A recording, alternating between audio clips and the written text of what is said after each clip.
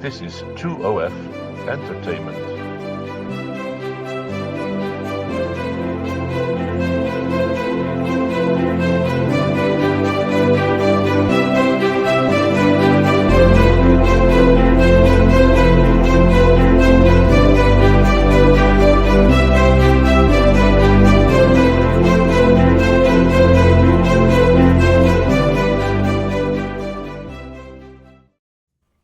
Well, there we are.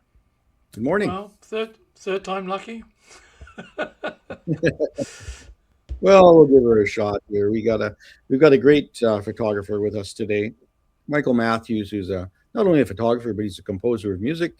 We're going to see his art journey and see how he's meshed these two together. How do you make art, photography, and how does that mix with your composing of music as well? And I guess he composes art through his photography. He's a university professor from Manitoba, now retired and living in Victoria, BC. And some of his abstract work are just amazing to look at. He has a book as well and a bunch of different things. So I want to talk to him about that. You can bring Michael in. Bring Michael in. Okay, we'll bring Michael onto the stage. Good day, Michael. Yes. Hello, hello. Oh, things Hello. things are things are a little bit better. Gentlemen, I'm going to jump off and I'll see you at the end of the show. Have a great show. You bet. Bye You bye. bet. Yeah. There we go. Okay. Hopefully, yeah, we've got all these technical issues sorted out.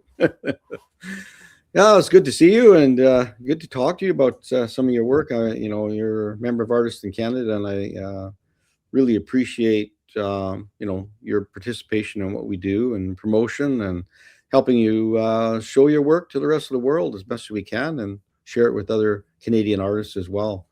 Um, Thank you. you're, I was, we'll wait a little bit to talk a little bit about your art journey. Can you give us a little bit of background about where you came from and what you're doing and get us up to speed as to what today is about? Sure. Yeah, I was born in Newfoundland.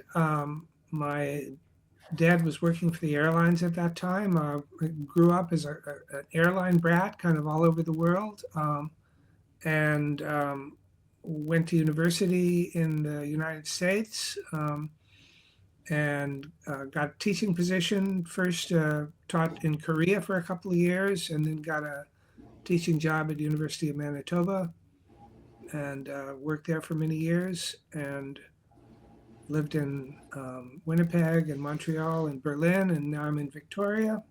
I'm a composer. I've been a composer for a very, very long time, and I've actually been a photographer on and off since I was a kid. My dad was an amateur photographer, and I used to work with him in the darkroom when I was about, I don't know, 8 or 9 or so from then on, and took film photos for many years and then kind of got away from it as I got more and more into composing. And but I've been back into it in the past 10, 12 years or so, and yeah, been very active as both photographer and a composer.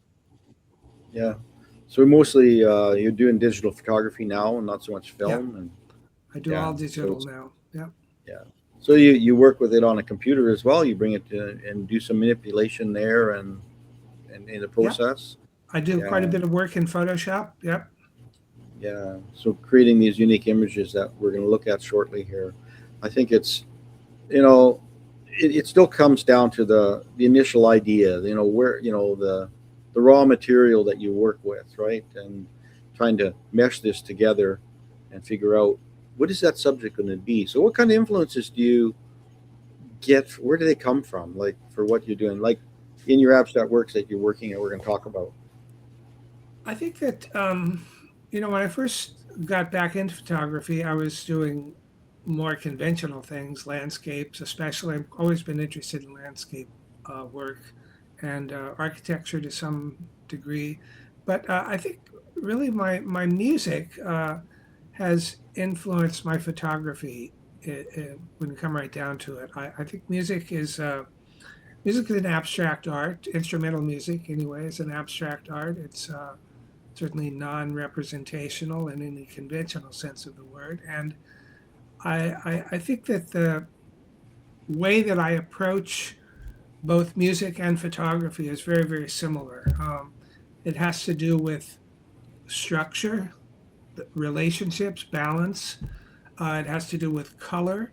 We talk about instrumental color. We talk about, of course, literal color in the world, and when we speak about that as photographers. And I think that those things really kind of somehow led me into experimenting with abstract work in photography. I started uh, working with textures, photographs of things that are blurred. I started working with intentional camera motion.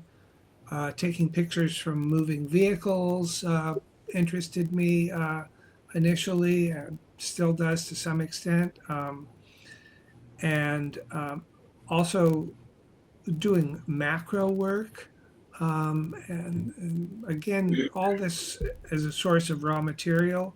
I do a lot of night photography, and that also it's a very, very different approach to taking photographs. And I think all of these things have somehow mixed together to lead to this interest in abstract work that I've developed over the past, Yeah. 10 years or I'm so. gonna get Dave. I'm gonna get Dave to start up our first image here, and we'll just start going through some of the work here, some of the things you did. There, you got some. So what in? Okay, well, this specifically, what influenced this piece of work? That this image that's up on the screen. Like subject, where did it come from initially? Where in the early stages? Um, well, I think what I do when I work on photos, it's really a process of experimentation. I sometimes will just take an image. Some to some degree, part of this image was canal houses in the Netherlands, which is kind of the beginning of those shapes in the background. Okay. And but whatever my image is, it's sometimes a little more recognizable than others. But for me, it's less about whether an image is can be tied to a particular thing in reality. In fact, it's really not about that. It's about how shapes, colors, and textures can blend together to make a whole. Yeah. So I often overlay um, photographs on top of one another, and photographs not only of objects in the world, but of um, things like walls or sheets of metal or Yeah. the sky out of focus or any number of things.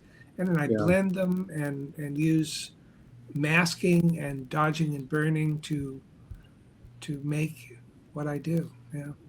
Yeah.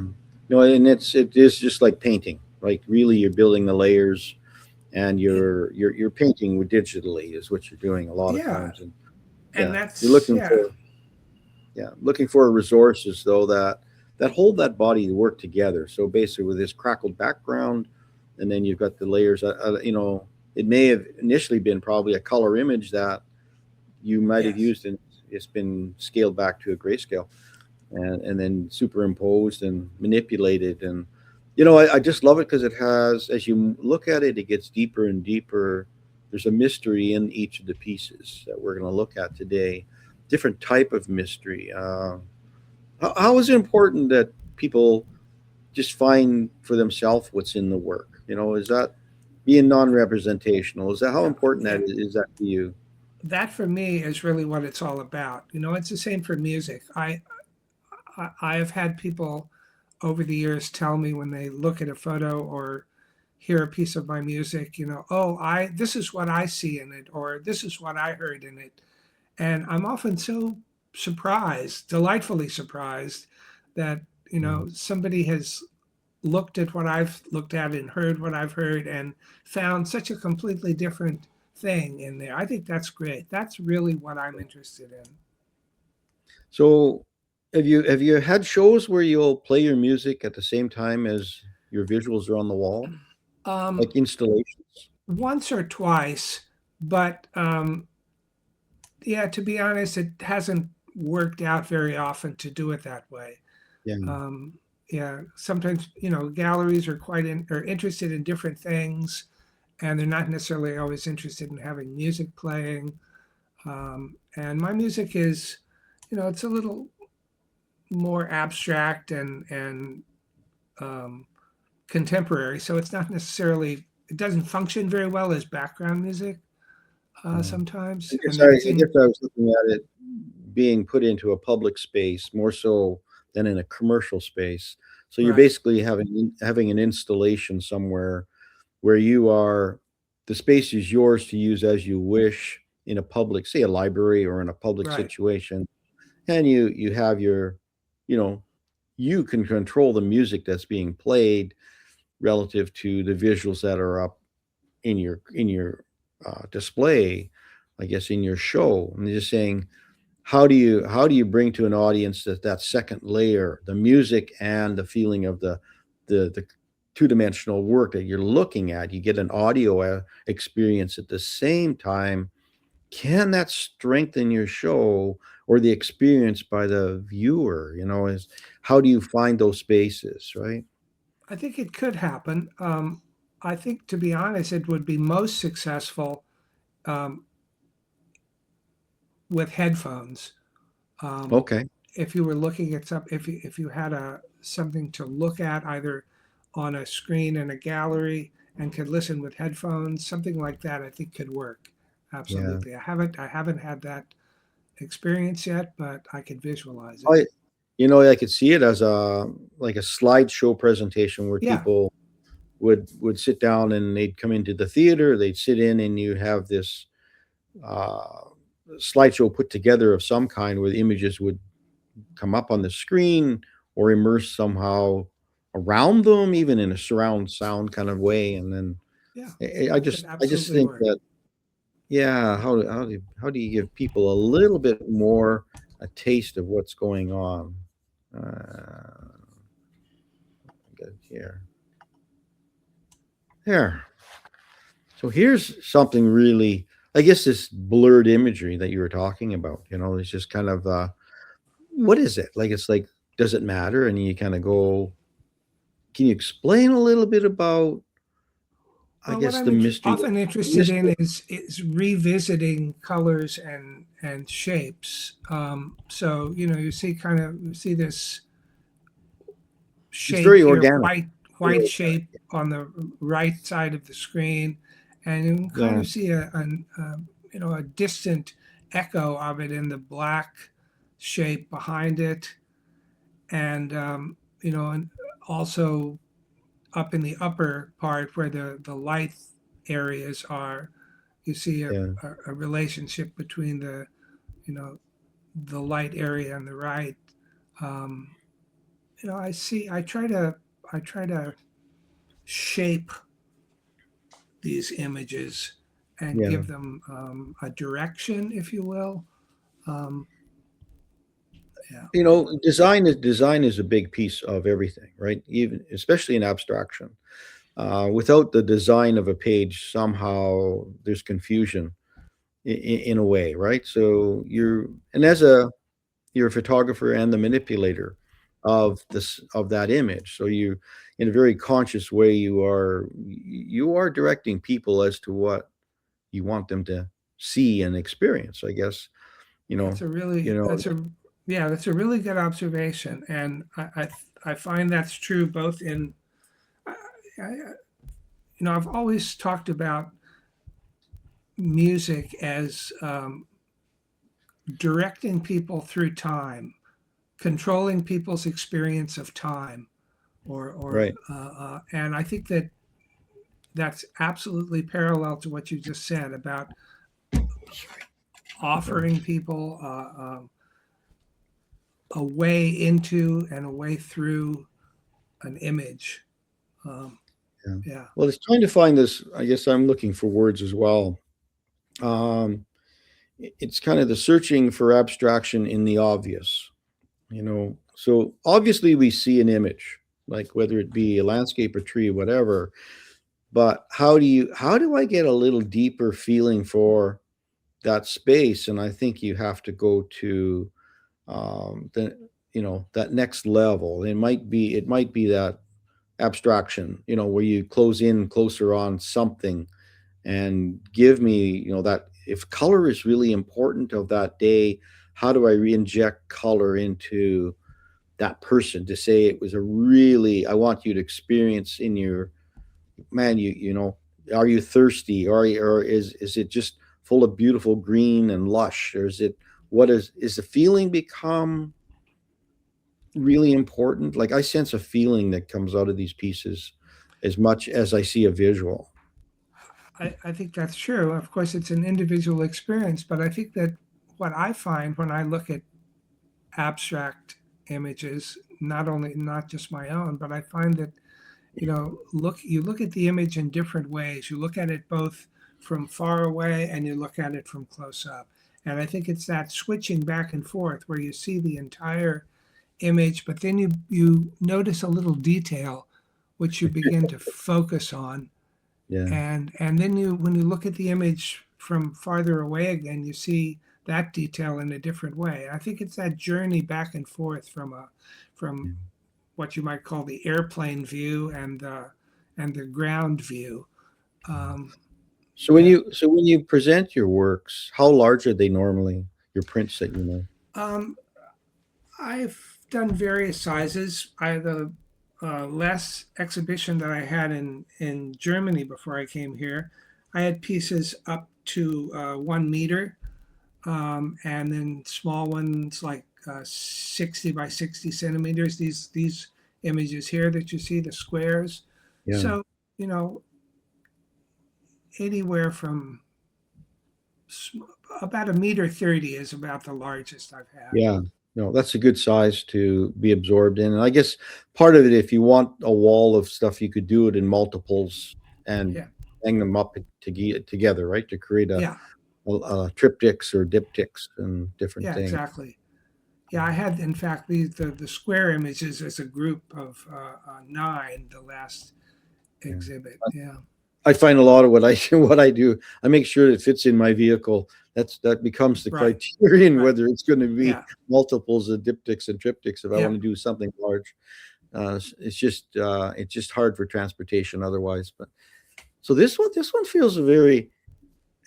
I feel um, out of sorts, out of the world feeling. It feels really alien and uh, an outer body experience a little bit in this visual. It's just I don't know. I don't know. There's this tearing apart of something, and I I get think lots of of yeah, I think of this as a very massive image. I feel a lot of weight and mass when I look at this. there's tension as well in this piece, like a major tension in this piece of work.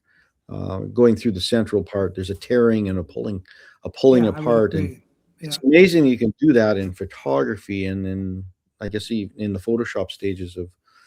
How many layers would you consider using in something like this, like when you build this Um, thing? I have to open this image, but to see, but I have, sometimes as few as 2 or 3, and sometimes, 10 or 15 or 20. It varies Lots because of sometimes I just use a little tiny portion of a layer, you know, right, um, which I yeah. which I merge in with filter in, um, No, for I just yeah, this one feels very, again, organic in color, and there's I guess there's a little caustic edge about it. It feels it, it's interesting me. Like I'm asking myself a lot of questions when I look at this piece of work, and in my mind I'm trying to sort out, what am I looking at? What am I looking at?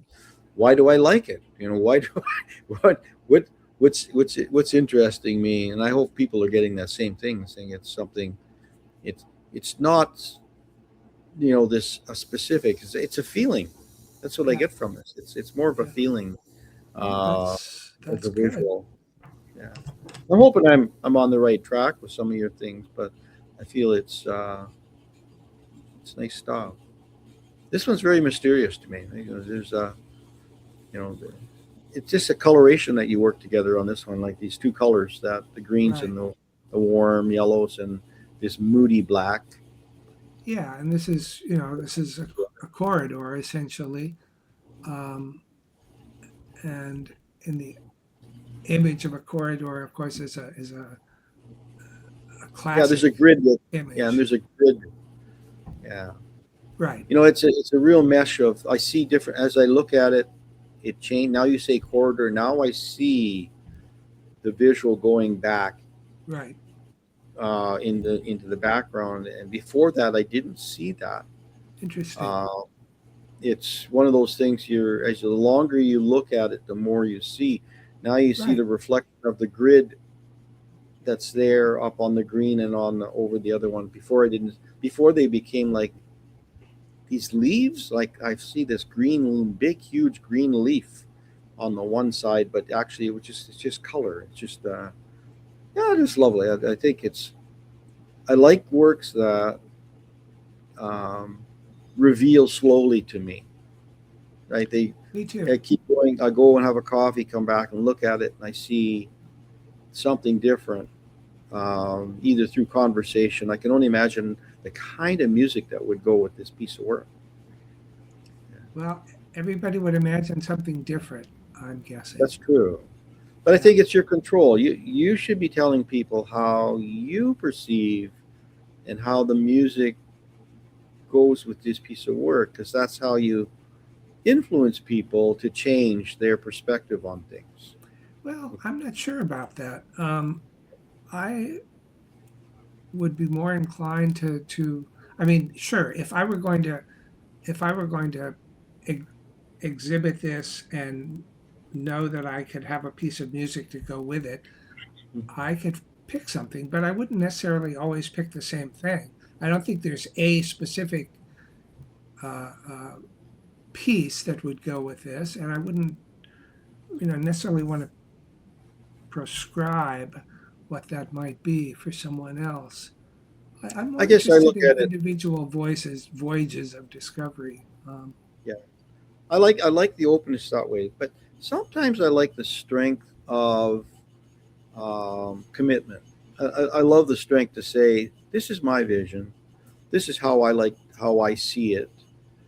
Do you see it the way I see it, or would you prefer something different?" That's fine, but at a certain point, you kind of draw a line in the sand. It's your work. I mean, really, you can show it any way you want, with music or without music. And Yeah, but true I'm enough. curious as to music as well, because we're not playing the music in the background or anything in this show, which is an interesting concept.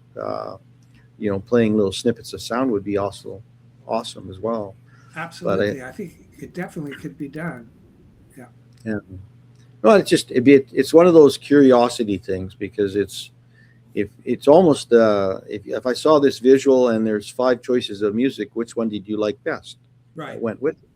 So everybody's going to pick something different, that, but it would be interesting to see what the majority would pick. I mean, Well, there's an option. You could have um, the image, and you could have five different buttons, and uh, you could push. Each one would give you a different piece of music, and then you could uh, score it. Yeah, see which one people gravitated towards more. That might be actually kind of fun. yeah. Things to aspire to, Michael. Things to aspire to. Well, I love this piece. I think it's just this golden against this cool gray greens background. I think there's this. I feel like I'm inside a cave, and the light is coming in from some top lit space, and it's beaming on the floor of some ancient cave. I just get these. I've been watching a lot of other stuff, which is influencing my decision making. Yeah, no, I quite like this one also. I have this funny sense of a kind of golden creature swimming in Oh this yeah, I can see that. green sea. Yeah, Uh, there's yeah, this sea. There's that sea otter that's coming up through the water. Yeah, for sure. Yeah, it can be very. Actually, it could be very wildlife like. Yeah, without. But I love that. We've got two different perspectives in a matter of minutes here. Just us talking about what I see. I never saw that part, and not that it's meant to be literal that way. I mean, you can probably see 15 or 20 different things in this one piece. That golden area could be something else altogether. Um, but I love just that sense of light, But Well, right, your a sense of cloud too. I could look at that as a cloud, a golden cloud on a another world with a greenish sky. yeah. Yeah, But I love the water idea though, because yeah, you can see those little droplets that you've put on right. this, which gives it a surface, and it's very obscured. That's, I'll call it the head of this otter in the foreground. It's just murky, like it's there, but it's not there, right? And it's Right. just below a surface, which is so many other ones trying to make everything sharp and then clear, rather than let your mind wander a little bit. It's a very refreshing piece. It just has lots of opportunity to think about different things. It'd be an interesting piece on somebody's wall because you could each morning you would look at it in a different way, I think. um, Well, actually, I have this piece up on my wall in the house. So, Isn't that the way? A lot of us just I have works that I don't want to sell. They're just part of my personal collection that I like, and I like to have them around me a little bit. I think studios are like that. A lot of artists have work laying in their studios that they just like around them that yeah, inspire and nurture other works. yeah, You know, here you go. Yeah, this one feels very beam me down, Scotty, kind of a feeling. There's yeah. this It does have a little bit of that. I little agree. spaceshipy going on, but I think, but you can read a little seed pods coming down and grasses and Yeah. maybe some background of a street, I think, in there somewhere. So yeah, it's not quite apocalyptic, but it's got a potential. I would agree. I agree with that. I think it does have a little bit of that. Those things, little black things falling from this Object. suspended object. Yeah, absolutely. That's So we just have to put a little Neil Young in the background about yeah, journeying to the other world, right? right. Yeah, And good point. you've got an actually a very visual and an audio that would mesh together if only Neil would let us have it. Yeah. Yeah, But this one inspires a lot. Very minimal palette. I love that. It's so you're not trying to use all your colors, which is just it really strengthens some kind of works that the light is there and it's got a visual and there's a story. So does a story become part of something what you do at all, or does it matter? Like the story behind something. I don't I don't do stories like that, but I know some people do, and that's great. We'll call it And a conversation, though. I guess yeah, it's a art conversation. Everybody comes to art in their own way, yeah, um, and that's as it should be. I think. yeah. No, Um, I think this conversation we're having, it's just hopefully it's sort of how I see things a little bit and how you see things, and somewhere in yeah, between, somebody else is seeing it in a similar way or a different way. The more I look at this thing, the clearer the street scene comes into play. Um, right, the longer I look at it. Initially, when I looked at it, I just saw these seed pods coming from this dark object, and now I see the city structure is the layer behind it, right. right? It seems to be a something city-like behind it. Yeah, Yeah, and I don't. It and strengthens the this visual. It and pulls you in. the beam here with the kind of missing section on the left. Yeah. And the one spot there's the little dark sunspot in there. Right, And right. dealing with circles is a difficult thing in composition because it draws your eye like a like a target. Yeah, circles are very powerful. I agree. Yeah, but this one is just kind of softly there, and it's even saying more about the whole story. It's the sky and a little celestial feelings, and yeah. Are you a science guy as well? Do you like science and Yeah, science I've fiction? always been interested in science. Absolutely. I Yeah, initially studied engineering when I first went to university. yeah, And I've always been interested in physics, especially. yeah.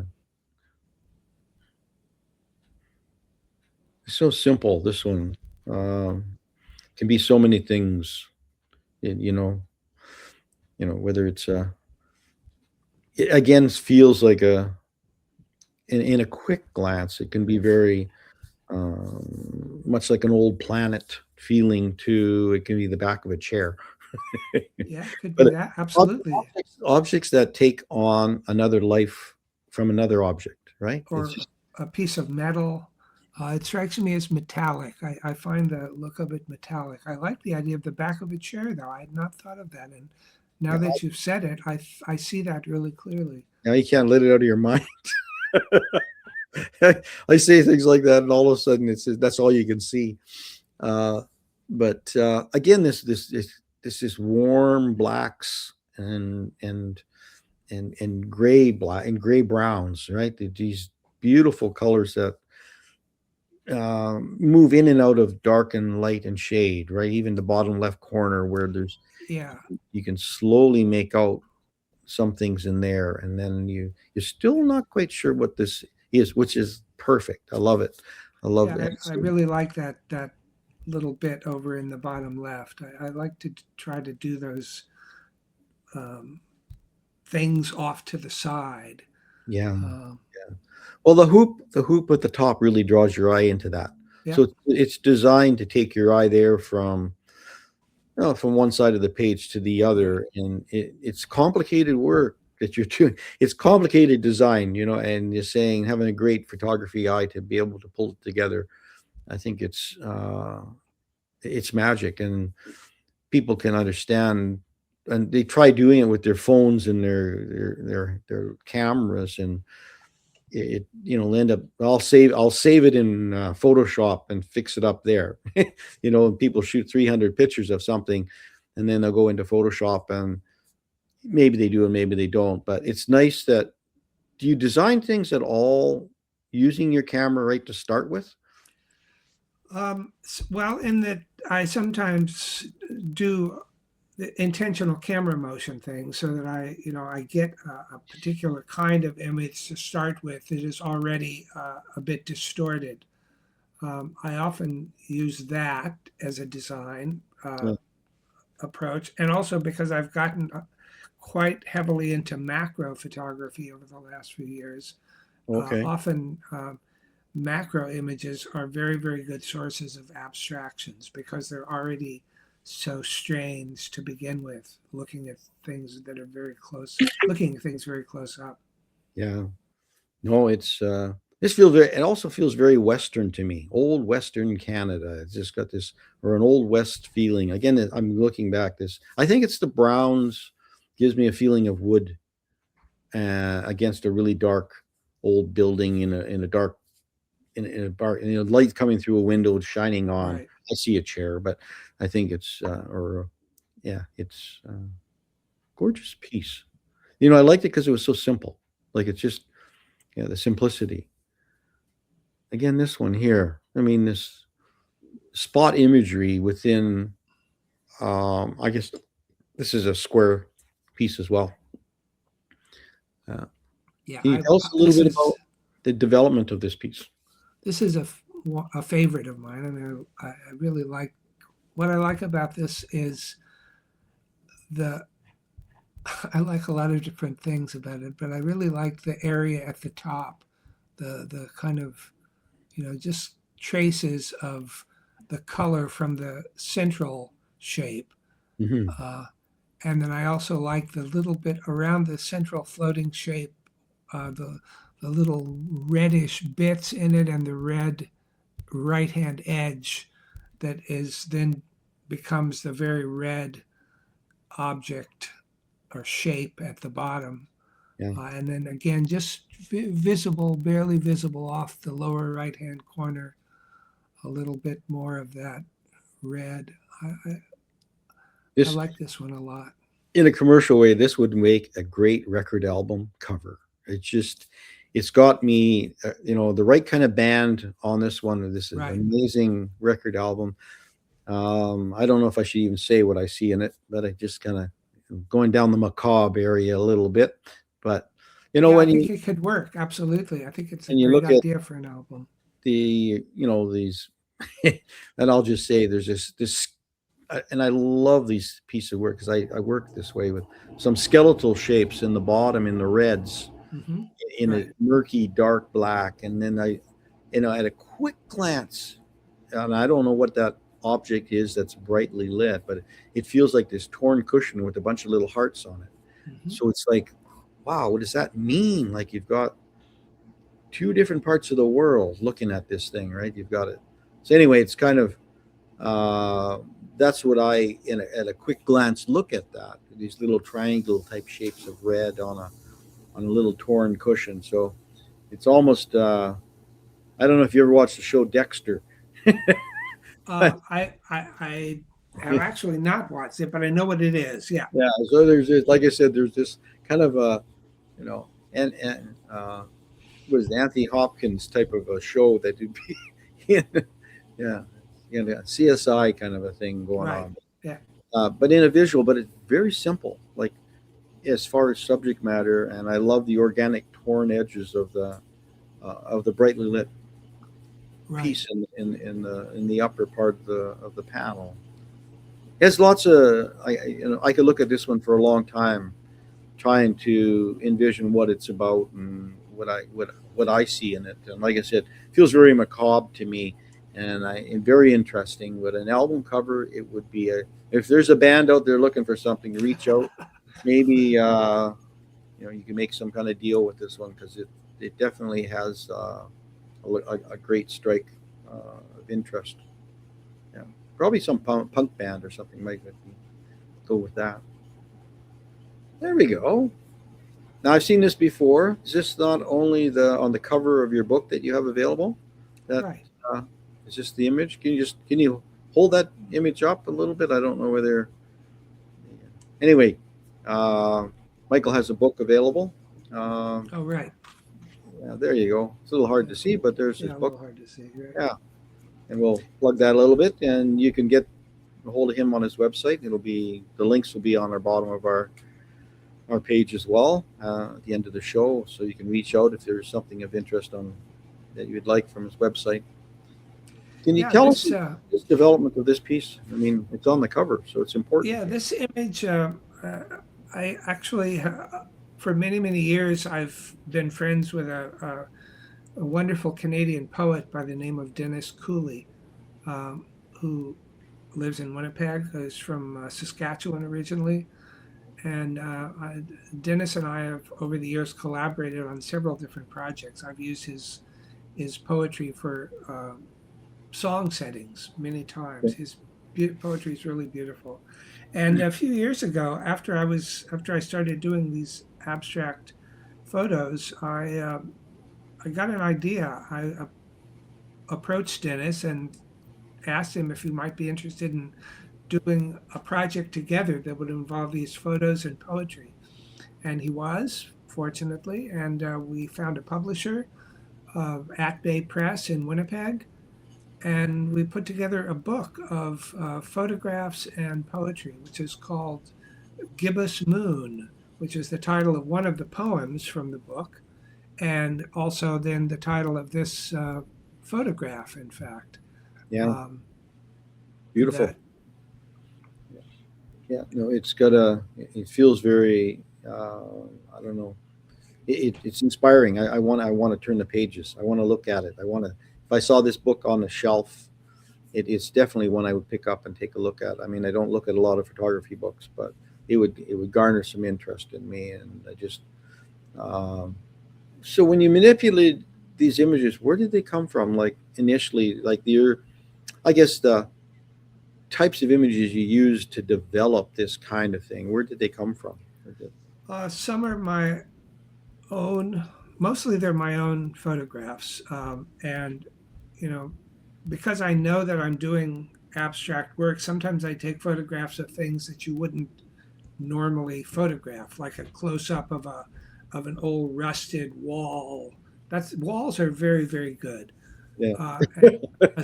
And metal is very, very good. I really find a lot of success working with pictures of metal, especially old metal that has deformities in it, metal that has rust. Rust is very, very excellent as a source for material.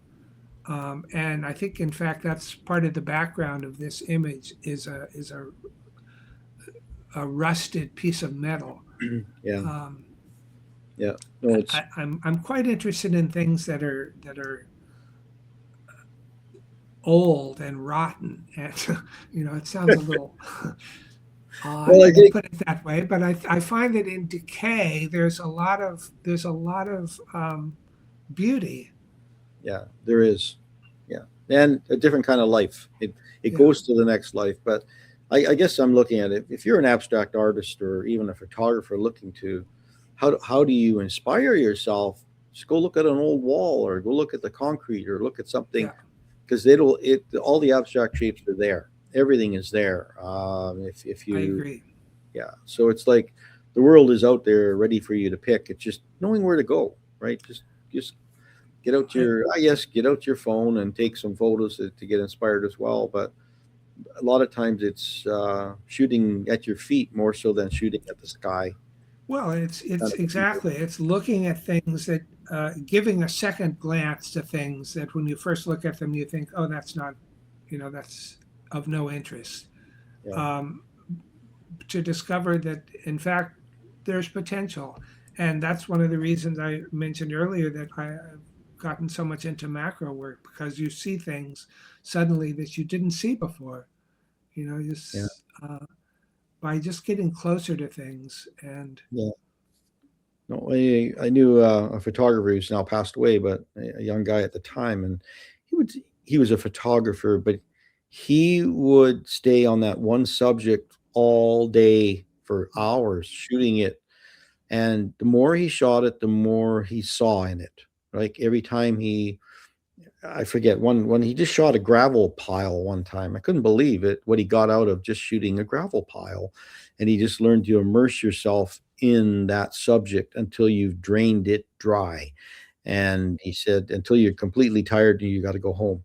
But he said, and digitally you can do it. It's not like you're shooting film. It's costing you right, 50 cents every time you click the shutter. yeah, In digital, you can shoot and remove, and get a new card, put it in, away you go. But you, it's funny when you look at something, say it's so simple, it's boring, like a still life of some kind. But the more you look at it, the more you see in it. yeah, The more you get bored, so you look for other things in it. That inspires um, creativity, new ideas, new ways of looking, and finding your own direction as to what goes on in your own work. And I can see it yeah. in your work. I mean, your work is, it's consistent through, but unique. Each piece is something in a unique manner, and it's tough to do sometimes, but if it's automatic, away you go. You know, I mean, when you go from that last piece to this piece, and yeah, I still know it's your work, but it's so different. It's just, I have this feeling of these organic hairs that are holding this thing together, and God knows what that red thing is.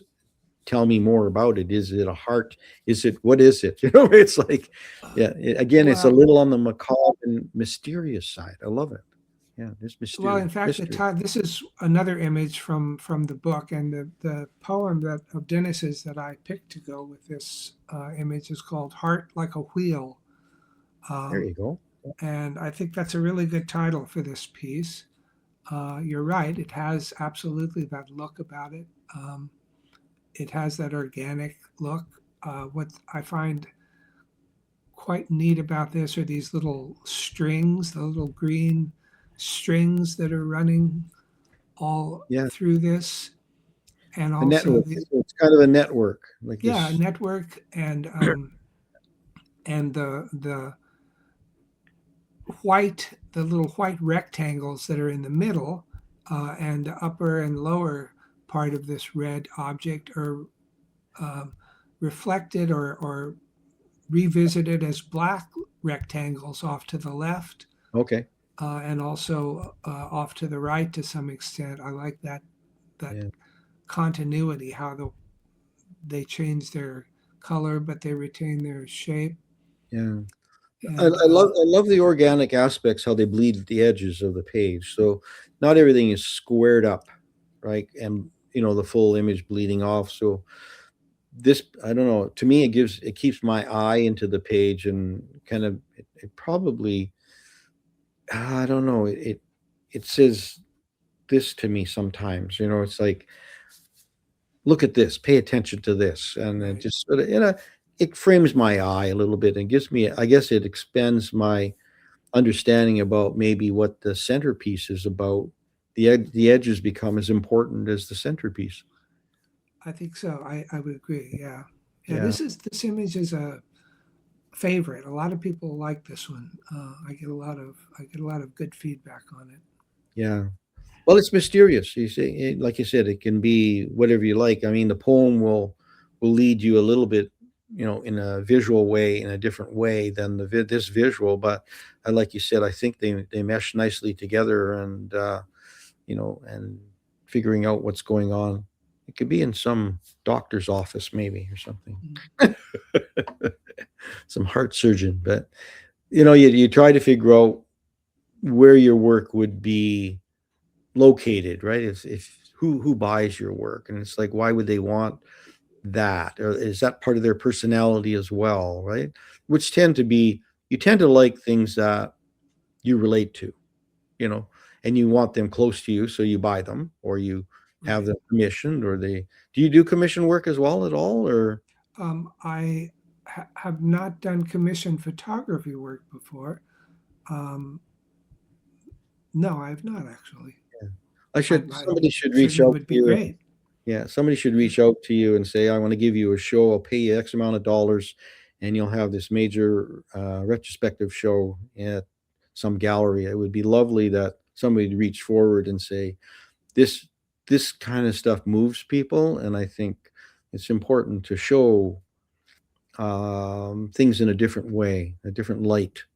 Yeah, no, it's speaking of showing a different kind of light. Yeah, yeah, this was a unique. I mean, again, another a monochromatic piece, right? Your grays Right. and off whites, right? They're Yeah. not bright whites. There's this explosion of something, bubbles, and Yeah. gosh knows. Bubbles. An oddly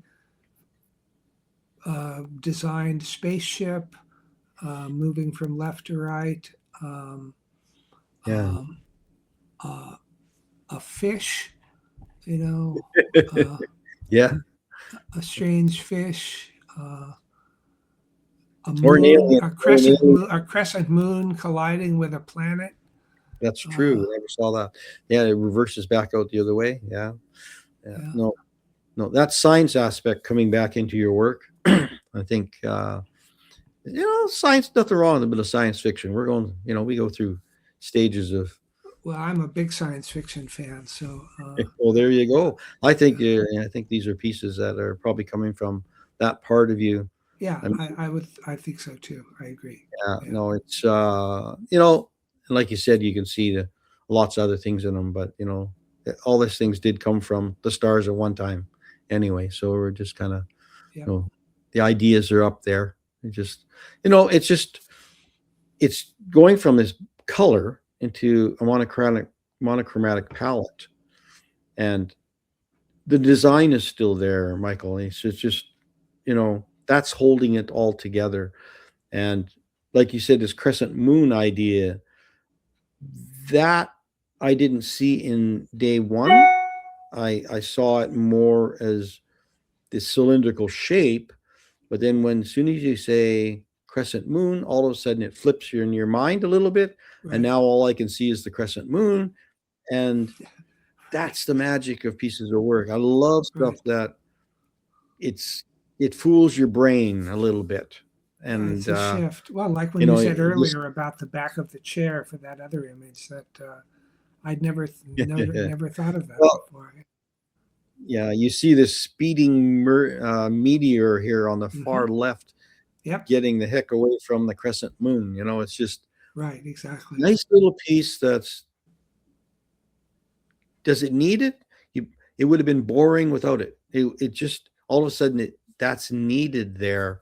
The drag lines behind it, the speed Yeah. lines a little bit, and yet it's not disruptive. It belongs. It's all part of the story. You are a storyteller, by the way. I hate to tell you. Yeah, there are stories in everything. Yeah, I think so too. Yeah. We either make them up we ourselves. we make them up ourselves. Yeah. Yeah, no, I think your work would show well in a lot of places, and I think you should reach out and try and find some public spaces to, whether it be a library or some different things to exhibit your work. I think I'm it's, always looking. yeah, it's one of those things you gotta knock on doors sometimes, Yep. but they, you know what, making presentations takes a lot of energy out of somebody. It sure does. Proposals, and it's really hard to say just make one and send the same one out to a whole bunch of places. It doesn't work that way. Um, but connections become really important. Yep. And I think they're always looking for new things for their audience Right. to be inspired by and come through the doors. And sometimes you pay to get in, sometimes they're free. But the artist should always be paid at some way. You should always have some remuneration for all the work. I agree. But inspiring people, I think, is a big thing. And have you planned a book launch yet for your book? The book's been out for a couple of years now. So Okay. yeah. So it's time for a relaunch. But in Saskatoon, they have McNally Robinson, which is a great store, Yeah. bookstore in McNally Robinson. If you can Yeah, reach it's out, available there. Yeah. there you go, McNally Robinson, Saskatoon, and some of the chapter stores, hopefully across the country. Yeah. Yeah.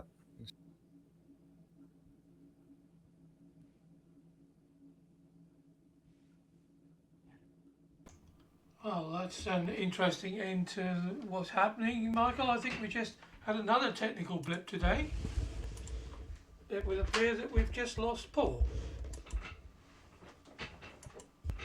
So let's see if we can get him back. I hit the wrong button, man. Okay, we thought we'd lost you, Paul. No, I hit the wrong button. Sorry, guys. I gotta speed ahead here. We'll get Stephen to, or get David to get our slides back up on our show here. There we go. Yeah, we'll go back up here. Sorry, guys. I meant to hit this button here, and I hit the big red button. We're getting near the end, but sorry about that, Michael. No problem. We lost your sound. No, I'm good. Yeah, we think we. Oh, you're good. Okay. Yeah. Here we I'm go. good. We got. Yeah. Can we talk about this one a little bit? The Sure. palette. Absolutely. Yeah. Yeah. Again, limited color palette. Something that's always interests me. What is this? Yeah, I see different things. Well, it feels very desert-like. I feel Yeah. like Well, large storm center on an ancient desert planet. yeah, I get that, and I do get the feeling of that. I mean, it's one thing just to go and take a photo of it. The other thing is to make that imagery up. That there's two different things, and there's two different strengths to something. One is very much in your imagination of something, in the creation of what it might look like. Going on location, and do you shoot on location a lot on purpose, like on I certain? shoot wherever I am, and I do a lot of. I do several photo trips each year. A lot of night photography, as I mentioned, and Yeah, but I'm always wherever I am taking photographs. I'm looking around for possible abstract material. right. Yeah. No, it's a beautiful image, and again, it's really subtle. Yeah, no, I love it. Yeah, this one. Can you speak to this one? This one feels a little like an aerial looking down on an old castle floor plan, or a church floor plan, Yeah, where could maybe absolutely be. That's a good. yeah, Again, something I hadn't thought about. The poem that actually I picked to go with this image, Dennis's poem, is entitled Poppy. okay, And I had always thought of this to some degree as being flower-like, this image. So But so it's an aerial piece looking down on the flower head yeah, ish. could And be that. But I like your idea of looking down into a church architecture. I think feels that's neat. very old age architectural aerial of a ground space, maybe Yeah, someplace that's just being redug up or something. It has a possibly an infrared. yeah, there you go. Yeah, Yeah, the infrared actually comes into that thing too. yeah, And it's like it's different storytelling. I love the imagery, and it almost feels like a jewel setting in an old ring as well. It right. can have That's these true. part of that aerial thing gives you that and those little explosions that are in the centerpiece, which is that floral idea that you have the little Right, blossoms right. that pop up in there. But it's nice that other things it becomes structural more so than just organic flower too. I like, but shooting as an aerial, it'll take that stem away and the leaves away, and you now get a very designed piece. It's very unique. No, it's a very unique piece, and like that. This one's so different than your other ones. We talked about this one a little earlier Right, and right. at another time, uh, and where does what is this idea about? Where does this come from? Is this amoeba like You know, shape? to be honest, I don't. I forget exactly what the sources were for this one. It's been a while. But what I really Yeah, like about it um, is this combination of the red little red circular object in the upper left yeah, against the green, and then these various. Um, you liken them to picket fences when we were talking about that yeah. A little this graveyard like they piece used to put before. them fences around. Yeah, Yeah, I feels really that like way. that image a lot. That is a It feels great. lace, delicate lace like Yeah, imagery as well. um, and it's I don't know, it just has a really and it's organic in its shape yet it has structure um, within it, but and it's not just right, solid. You can see that blue coming through, right, you right. know in the structure, but it's very unique piece of photography. I mean, you can look at this could be like printmaking. Print almost feels like it could be an aquatint or Hmm. something like that in its structure and the look of it. But I do love that. And then I pull this one or end slide. I mean, can you tell us a little bit about the feeling in this image where you're coming from with this? A little bit. Well, actually, I can tell you a little more detail about this one because it's not that old. This actually is a photograph or a combination of two photographs that were taken in an underground cistern in Copenhagen, uh, a place that I discovered by accident when my wife and I were there and in this park and saw a sign for this old cistern that one could visit. And we went down in there, and it was amazing. I spent a couple of hours in there because that's all that I had, but I feel like I could go to that place every day for a month and take photographs of the water, the old rusted bits, the darkness, the shadows of the other people moving around. It was really Yeah. amazing. And this was put together from a couple of photographs taken in that place. Yeah, no, it's just very unique image, and but I love it's the mystery that you have in your work. Like you're giving the audience an opportunity to participate in the work rather than just reflecting what you shoot. Yes, that's a tree, that's a whatever, right? Now it's like, what is that? So now I'm always got a question where a lot of photography, I see it, it is, I like it or not, I move on to the next one. This one I spend more time in front of because I'm inquisitive. I want to know more about I'm what so is that? glad to What would hear that? that. Yeah, it's fun. Well, I think, sorry about the little disruption I had on there. I hit the wrong button and at my No end. problem. We got her back though. And Yeah. I want to we'll bring David back in here. He'll if he hasn't fallen asleep.